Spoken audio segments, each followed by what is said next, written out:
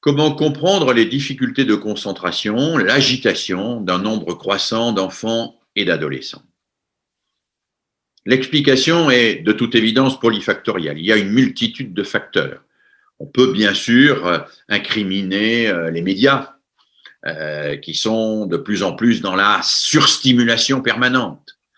On peut incriminer le mode de vie, souvent très rapide, dans lequel nous embarquons nos enfants. On peut incriminer peut-être l'absence de sommeil ou la diminution du sommeil, qui est un phénomène réel et extrêmement préoccupant. Nous voyons le temps de sommeil baisser avec des soirées qui s'allongent et des gens qui se lèvent très tôt le matin et des enfants fatigués pour lesquels la concentration, l'attention est évidemment extrêmement difficile.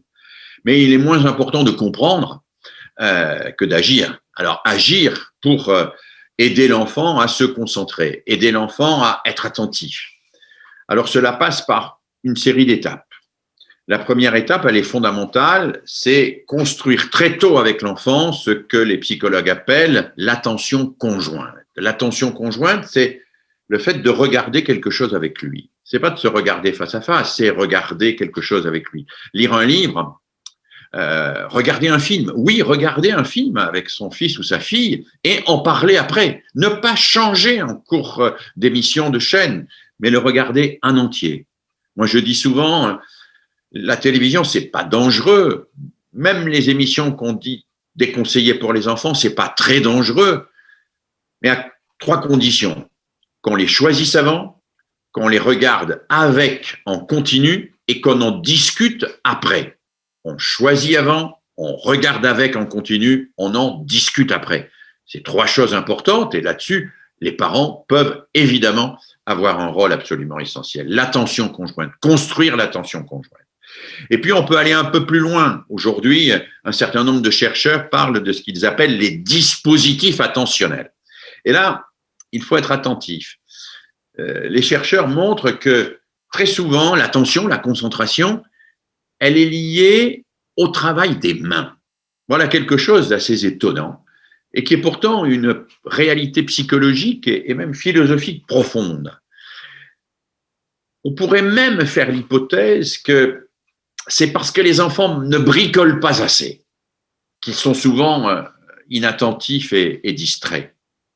Le travail des mains, quand je fais du jardinage, quand je fais de la menuiserie, quand je colle des gommettes et que je veux les gommer ou que je fais une mosaïque, le travail des mains quand je fais de la cuisine, le travail des mains quand je bricole un moteur, ce travail-là, c'est un travail qui exige une attention particulière et une attention qui n'est pas imposée par un adulte qui dit « regardez-moi ».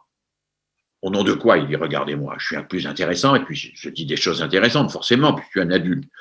Mais quand je fais de la mécanique, c'est pas l'adulte qui dit « regardez-moi », c'est le moteur qui dit « regardez-moi ». C'est un objet qui dit « regardez-moi ». Et cet objet le dit et c'est vécu par l'enfant non pas comme quelque chose qui lui est imposé par un autre être dans un rapport de domination, c'est vécu par lui comme quelque chose qui est nécessaire pour réussir dans son propre projet.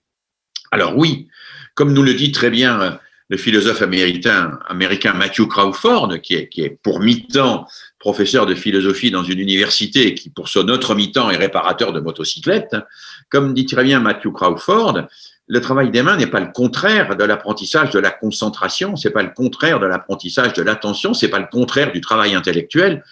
Un nombre très important d'enfants peinent à se concentrer parce que, précisément, ils n'ont pas de relation suffisante avec des choses qui leur résistent, Le bois résiste, la terre résiste, les objets résistent à ma toute-puissance. Et si je veux entrer en relation avec eux, eh bien, je vais devoir les entendre pour pouvoir leur obéir.